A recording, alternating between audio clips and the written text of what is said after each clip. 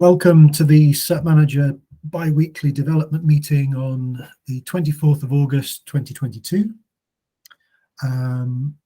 There's so far only 4 of us here this week from JetStack, Tim, Irbe, Josh and me.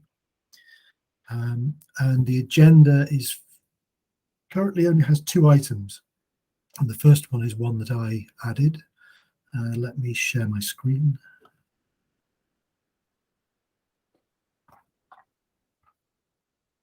Actually, let me quit Slack before I do that.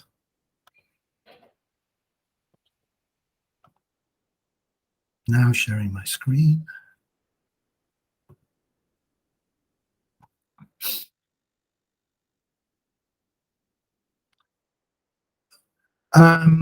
So the first item on the agenda is a quick discussion about what should and should not be considered to be a getting started guide on the cert-manager website.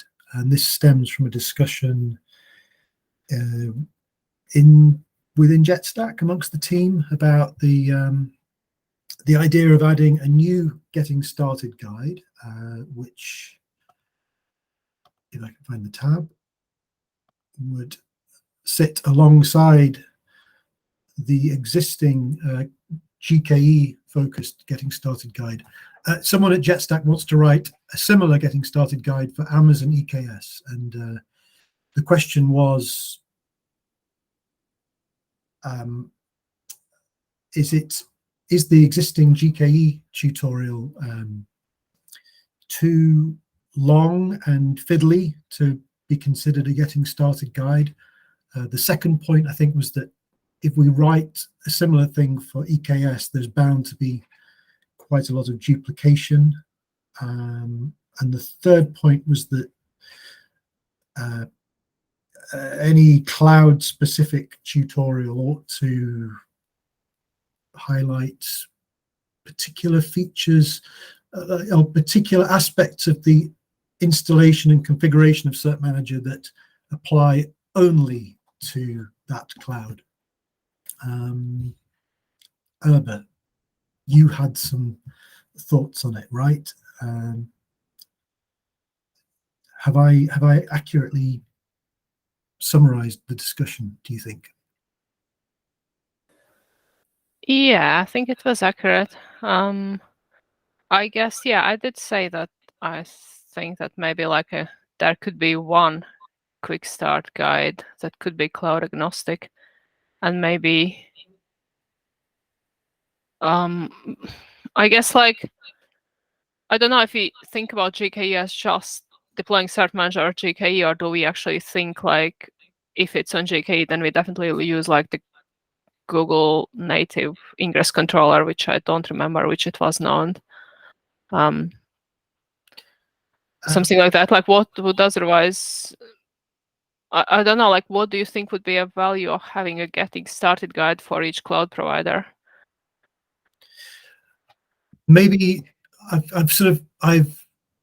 come around to your thinking a little bit. I think, first of all, do you agree that there is a value in having this content which describes how to get from 0 to let's encrypt certificates for a public website on GKE? Do you think that content is worth having as a tutorial, if not a getting started guide? Yeah, I think it's valuable. I guess, like, to me, actually, it seems like what I'm lacking from the header is actually something that would say which ingress controller is used there, because to me it seems like that's the most relevant bit for cert-manager, because, like, okay, it's the same if it's on GKE or AKS, in my opinion. Like, what matters is whether you would be using Nginx ingress or maybe like Google Cloud Load Balancer. I think it's, I mean, no, that's a point. Let me just, so that is a good point. So this tutorial does go into quite a lot of detail about using Google's what is it, global load balancer. I've forgotten the 2 names for it, but yeah, it's not clear from this summary content that is what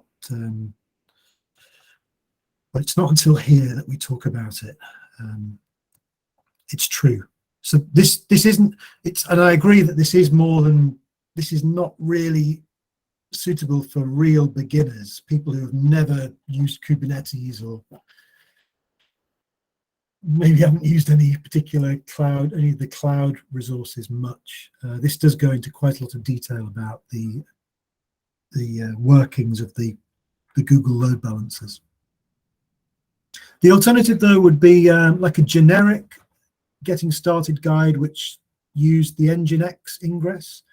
And we do have that. This is a long-standing tutorial, but it's it didn't seem like it would be. I think when I was writing the getting started guide for GKE, it didn't seem like good advice to people to use the Nginx ingress controller when you've got a really good Google-specific ingress controller. I can hear some raised hands. So who? Josh, you go first. It was just a thought. I'm not sure how if it can be done or not, but if we could have like just a generic page, and I was thinking, like on like Google's documentation, and it has things like how to use this API in different programming languages. Yeah. In like in a box that's kind of in the same space. Perhaps we could do the same thing. So whenever there's something that needs to be done that's opinionated to a particular ingress controller or cloud or something like that, we could do something similar. Like if you're on GKE, precisely. Yeah. I didn't think. So that was the other. When I was writing this tutorial, I knew nothing about this new website technology we're using called Next.js. So I was just trying to fit this all into to a very static Markdown file. But I know a bit more now about Next.js, so I think I could probably do that. It's just it would be a bit more work, but I agree. That might be more intuitive. Yeah. Tim? Yeah, I agree with Josh, but I was like, before you can do that, I would like to ask, what are like the parts that are specific to a cloud vendor? What parts are generic? What parts remain the same for each vendor, and what parts are specific? And can you, like, is there a good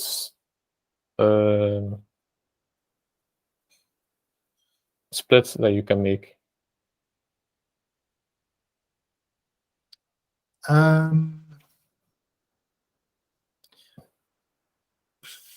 Setting up the cluster, the test cluster, and figuring out what is the prerequisite software. Like with Google Cloud, you only need to install gcloud, and in fact, you don't even need to install kubectl because you can do that via gcloud. Then there's the setting up of the cluster, which is cloud specific. Deploying sample web servers is generic. Creating an external IP address is cloud specific. And the domain name needn't be a domain name registered with Google, but we just thought we'd use their domain registrar to keep it all to use a consistent set of tools. So that could be more generic. Creating the ingress is somewhat cloud specific because you have these cloud specific annotations that you have to use. Installing cert-manager is generic, and the let's encrypt configuration then is all generic. Mm-hmm. And then there's a whole bunch of stuff about troubleshooting things when things go wrong with the GCE ingress controller at the end. And there are like some cloud providers also have specific networking rules, I guess, or like for Amazon, I think there is some kind of problem where there's something, yeah, there's something you have to do. Is it when you're using a custom CNI, then like the networking layer of the master of the control plane is different than that of the worker nodes, so the Kubernetes master is not able to reach webhook unless it listens on the host port. So there are all these caveats. Okay. So I think those are also quite important. Not sure if I personally would maybe not include installing or setting up an example GKE cluster in the tutorial, because it might be too much information. I would assume that someone who's working on GKE already has a cluster. Yeah, maybe. I mean, but by the same token, would you, if we had a generic tutorial, would you instruct people how to use Minikube or Kind to quickly set up a test cluster on their laptop? Would you omit that?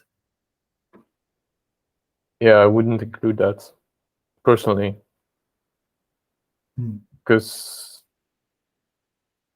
I mean, we can support our users a lot, but setting up Kubernetes from the start is maybe a bit too much help, I think. And for most users, they will just skip over that part and directly go to the next part.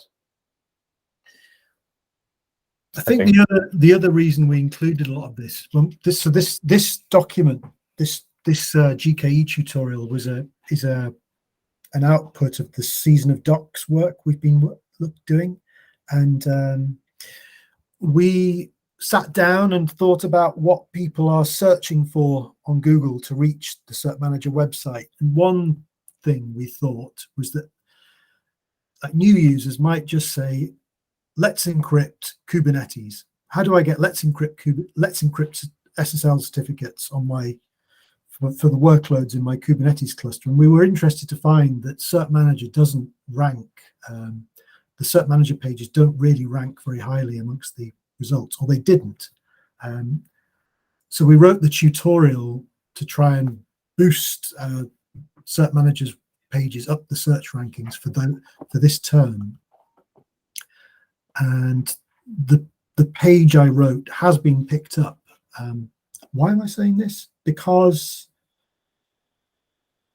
when we search for let's encrypt Kubernetes, what we get usually in the top 5 results is actually a video on YouTube from someone called Tech Guy, I think, and he does go in his video tutorial. He does go into the details of setting up the cluster,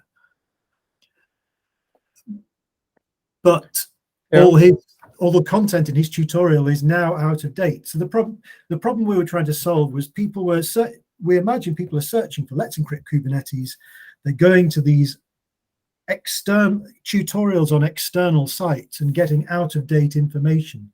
So we wanted a page on the cert-manager website which contained bang up to date information, which hopefully would become the authoritative top ranking result for this and other keywords.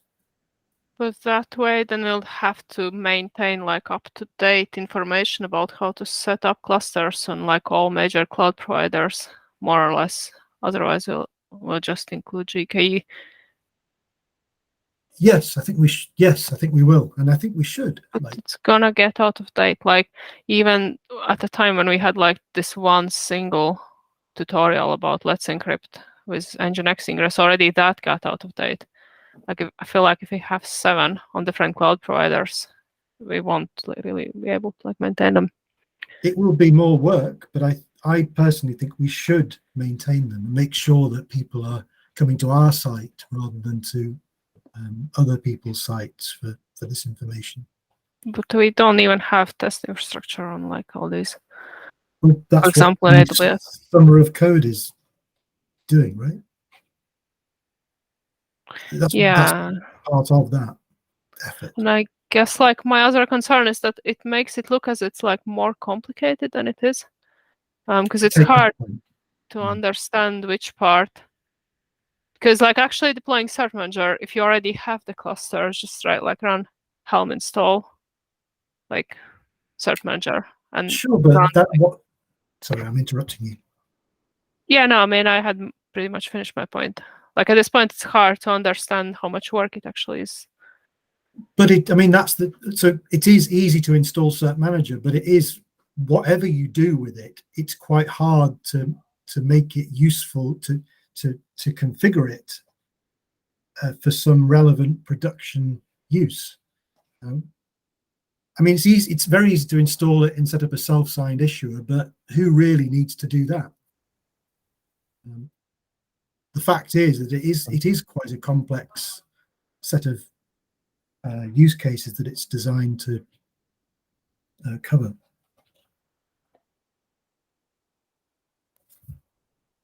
I think from the feedback, this page looks a bit like a blog post, maybe, right? You start from 0 and you get to working GKE cluster using Let's Encrypt. So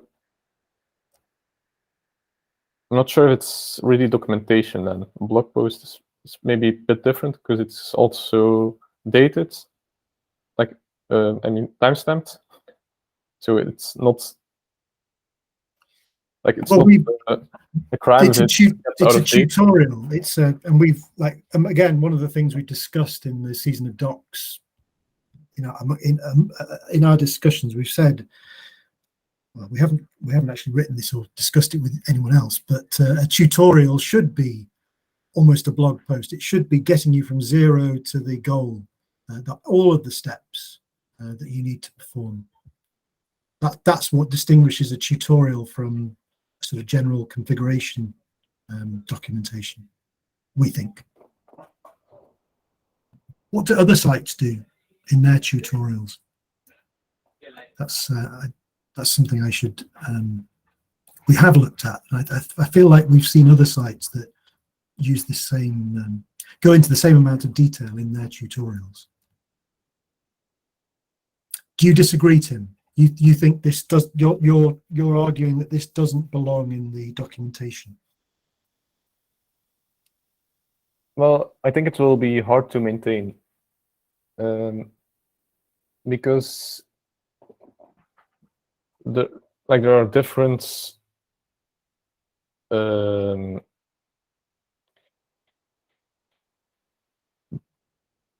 target group for this page will be different than the target groups for all pages, I think. But some of the information on this page might be interesting for those other target groups too. And I was wondering, ideally, you can decompose this page in different components and then create a page or ensemble a page with these components. For example, the parts on configuring DNS in Google Clouds. Yeah, that would be nice if we had the technology to make a page out of various snippets. But again, we probably could do it, but I don't know at the moment how to do that. And what we wanted to avoid, I mean, the alternative is to have lots of very short pages linking to each other, but that's a nightmare for people trying to follow the documentation. For example, like we've been looking at workload identity in Azure. I think that's an example of a tutorial which it's really difficult to follow, because they say complete the installation guide. You have to go and click on that, and then you on a different page you have to remember to come back to remember where you came from, and they do it. I think they do it over and over again. Oh no, the installation guide in itself links to various other sub pages. I think that's not ideal. Yes. I think I agree that it's hard to come up with a better solution. So yeah, I quite like the contour getting started that I linked. Like it just has like a super simple getting started guide. It's like a basic stuff, but then when I mean, this is linking, like when you go at the bottom, there's like this next steps next steps section where there are links to like kind of more complex scenarios. Like, for example, we could literally have like a quick start that would be like, oh, you already have a cluster, or if you don't have a cluster, here's a link how to set one up is kind, and then just like create some issue, like some stuff. And then you can have next steps where you can have like, here's how you set up ingress with like all the resources or whatever. okay. I think I'm kind of on board with the idea that there should be maybe with that idea of having a getting started page, which is perhaps just about installing cert-manager and testing it. Well, we've already got that in the installation page, but something like that. And then links to a selection of next step tutorials that you might want to explore. Yeah, I also feel like that kind of gives you, like, you can because then you can quickly just get straight to like cert-manager, and you can kind of understand like how you use it, I think. Okay. Well, we've talked for half an hour on that, so let's move on to the next topic. I'll take all of those points into consideration and share it with Mail, who I was working on this with, and with Mihak, our season of docs person. I maybe have one last question. Would it be a good idea to add like a date on that tutorial where it says, okay, this was verified to be working at this date? So, because that's something I like about blog posts. You can find like the latest one, the latest version, and if you see, oh, it's from 3 years ago, you're probably gonna skip that tutorial. So if it's not automatically tested, because some products they have automated testing for all the documentation, then I think we should add some kind of indicator on when this was validated. Automated testing of the documentation would be. So I agree with your point. Yeah. What are those products that automatically test their documentation? Out of interest. I don't think it's like Kubernetes related, but I think Dino does it. I remember trying to do this at previous jobs, but okay. I think some of their documentation is like tested automatically. But yeah, they're really building a whole runtime, so they think they added that to their tooling. Doing it for Kubernetes is harder, I think, compared to JavaScript. Right. Thank you, Irbe. Thanks, Tim, for your and Josh for your comments. I'll feed all that back to the others. Shall we go to the next item, which is Tim's? Is this one of your pull requests, Tim? Yes. Let Let me. You share your screen, or you share your screen? I'll share my screen once I find the pull request. So it's a bit of an old pull request, so it's not fully up to date, but I just wanted to share the concept, share the ID, and get some feedback on that. Because it's actually the second version. First, I thought about doing this, but purely using Go codes. So generating the values.schema.json file based on Go codes and Go structs. Now this is an alternative PR where I use Q language to generate these validation files. And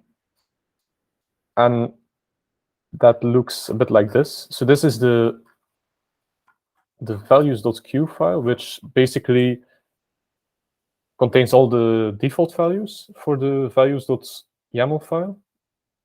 So from this file, the values.yaml file is generated. And so all the default values are in here. And then the values.schema.q file contains all the validation logic for the values.yaml file. So what will ultimately end up in the values.schema.json file in the Helm chart.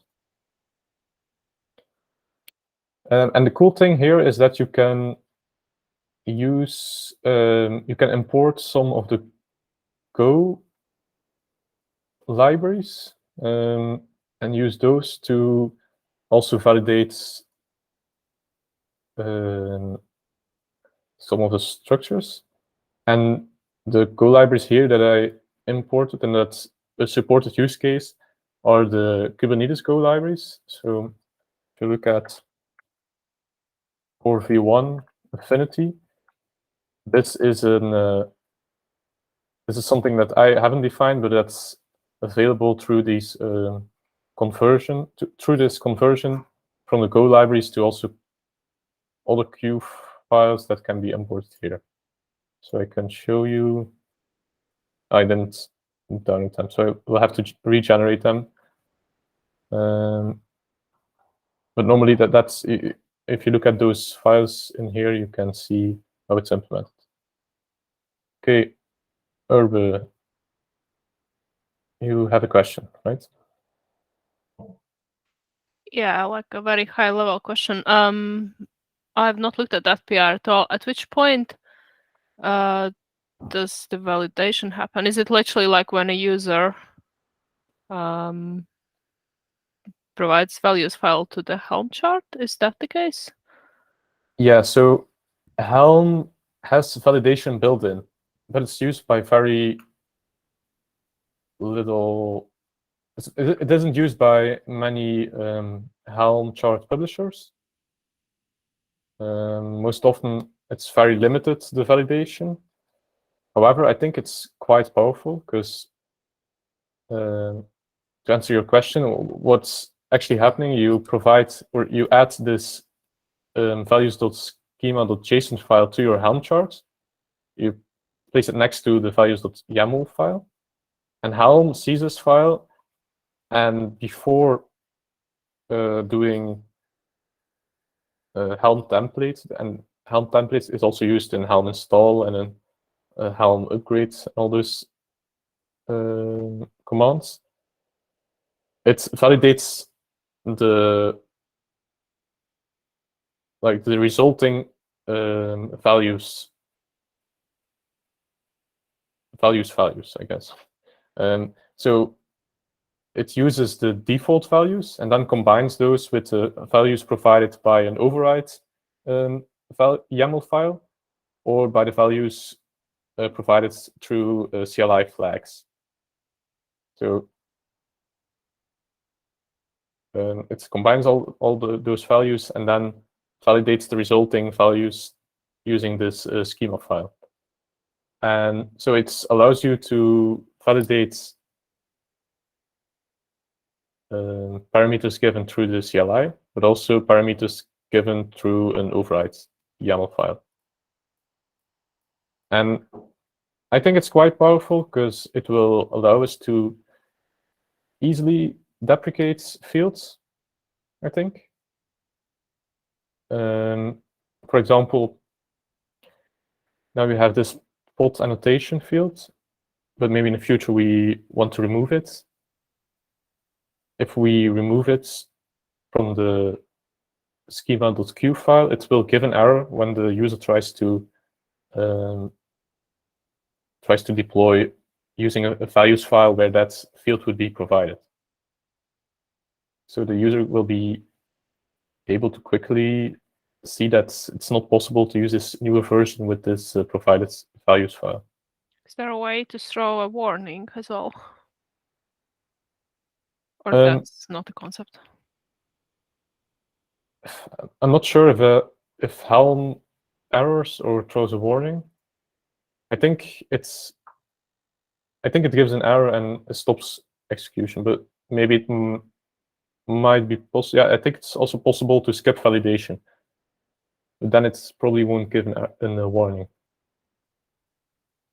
So I'm not fully aware of that, of how that works, but it's the default Helm behavior, and we cannot change a lot about that. But I think it's useful to have a values.schema.json file. So where does I couldn't see any code in that pull request that turns the Q source code into a schema.json file. How does that work? Well,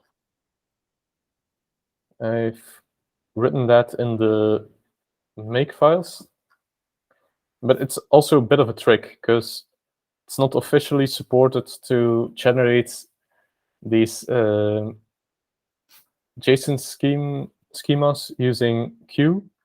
So you first have to generate an open API schema and then extract the JSON schema definitions from that open API schema. So I think, let's see, where do I do this?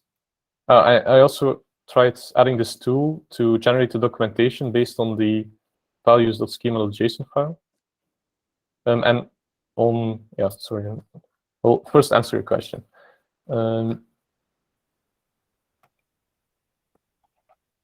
Yeah, where is that code? Good question.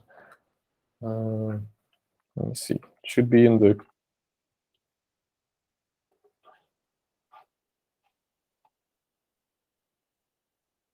I think it's here. Yeah. So In the, Q first generates the open API schema and then extracts these values fields from that blob and makes it into a JSON schema. The problem is that it's not like 100% compatible. The JSON schema specification and the OpenAPI specification, although they are growing towards each other, so it depends on what Helm is using, like what library they're using and what they support. But like the default setup works, so I think the Q files I provided work well because the Helm charts generated by this PR is also using these schema files for validation. And then I have to do some renaming. So these components, like this JSON reference, I think it's called. I changed the location of those fields in the JSON blob, so I have to also rename those references or change those references.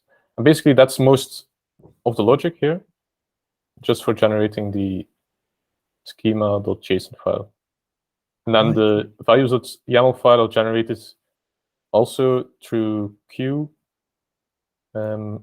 by just exporting as a YAML the values.q file. And the values.q file also has a reference to the schema, so the Q schema. So these default values are also validated against this schema before generating the YAML file. So that are the basics. That's how it works. And Artifactory, I think it's called. What's the Helm chart? Artifact Hub.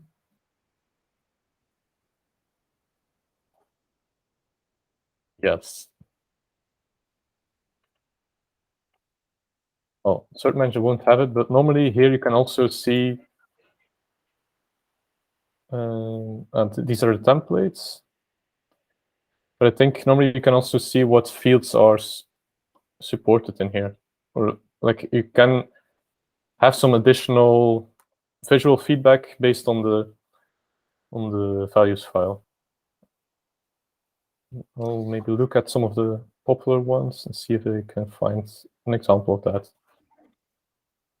I remember us looking for such an example because you were investigating this during your Summer of Code internship, weren't you?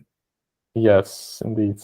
But I remember we talked for ages during that Summer of Code about this JSON schema. And did you ever find a way to add like documentation for the values?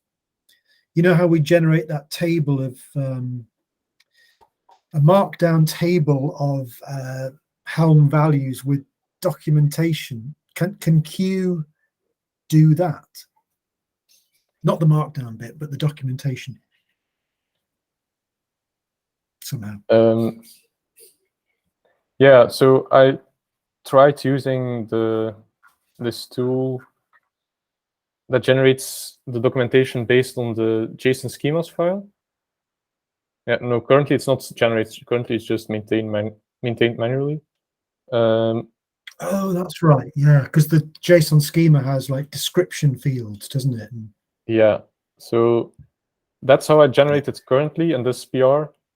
However, the format might not be ideal, so you might not like it, but it works well, I think, or for me it's sufficient. But I'm sure that I'll get some feedback, and maybe I will have to see if I can change it or have a better alternative. From those conversations during the Google Summer of Code internship, I also learned that you wanted to keep the README and the values file in the repository. So the generated files in the repositories, such that in documentation you can refer to those fields or to those files.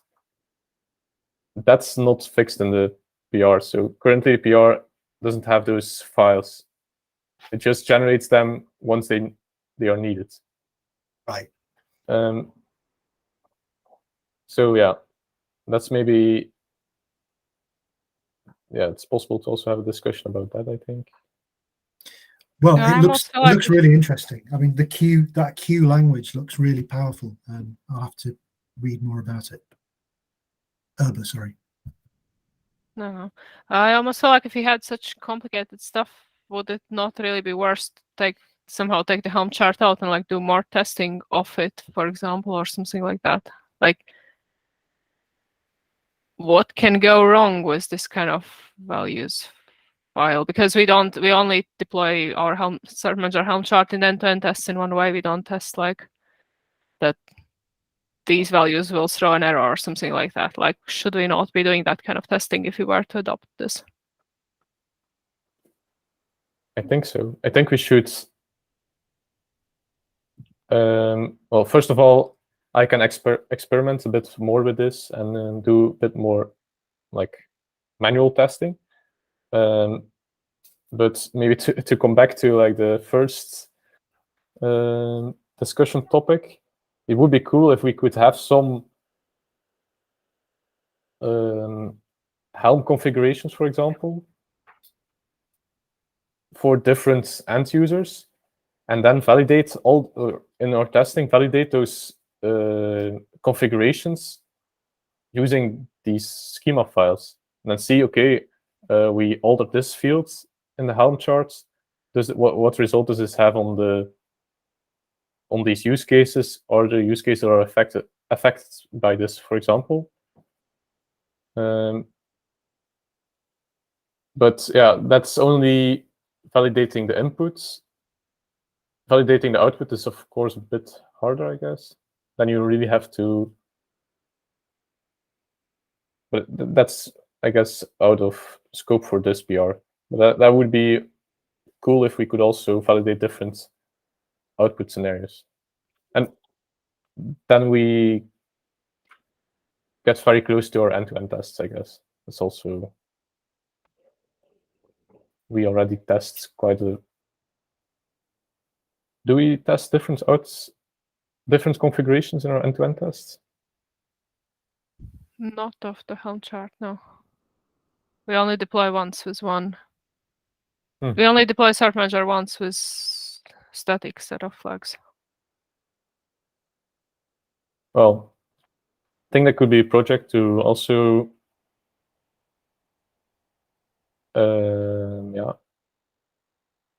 check some of the outputs of these Helm charts and see if some of the desired effects happen there. So basically add tests for Helm charts.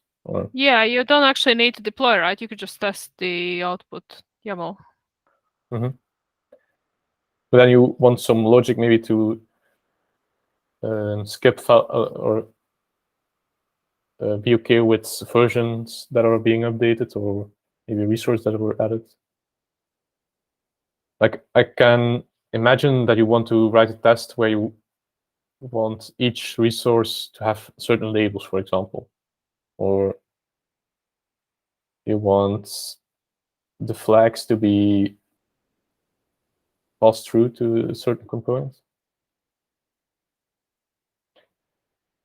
But you can check that the YAML output is that way. Like if you are actually checking, if you're actually checking that the thing is deployed with those flags, then I guess you are checking if Helm works the way it says it works. Well, we could also have an error in our Helm charts. Maybe it's not such a frequent use case. So, okay, you mean actually if the whole, yeah, I see what you mean. Yeah, it'd be interesting to see if other people test our charts. I think I've seen some tests. With the schema, there's less to go wrong, right? It's impossible to enter like incompatible values. Yeah, normally it should be impossible. But I think a source of errors in Helm charts can be that there is a difference between an empty value and a null value. Certain fields do not exist in the values.yaml file, but you try to, like an object that doesn't exist, and you try to access a field of that object. I think that gives an error in Helm. So there are quite a few things that can go wrong that maybe aren't tested currently because some of those features are disabled. And that even the schemas file cannot detect, or won't detect, because the way we think our input is processed is different from how it's processed. Right. But yeah, just generating or templating YAML would already generate all these errors. So having just a lot of input configurations could be a test on itself, just checking, is Helm able to generate or template YAML files based on these input configurations, and just have a lot of input configurations for all different use cases.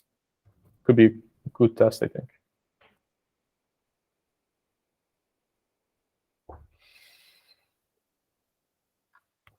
All right. Any further remarks on that, or any other topics anyone would like to discuss? I think that'd be interesting. Like, I mean, because people internally have like our CREs and stuff have actually, I think we've had a couple discussions about, you know, how difficult it is with Helm, because you can't, if you get like the values wrong, it doesn't actually tell you. Like if you if you get the indentation wrong or like the leveling or something like that, it just silently fails. So yeah, that's interesting. Those use cases should be fixed, and that's one thing misconfiguring. But also, like if you go to a new version and certain fields are not used anymore, and you think that they still are used, or maybe they were named, so now you're suddenly deploying the wrong version or like a wrong configuration to your cluster, can also be a security problem. Like if the name of the root password field is changed, and suddenly it defaults to the default root password in your Helm chart, could be a use case.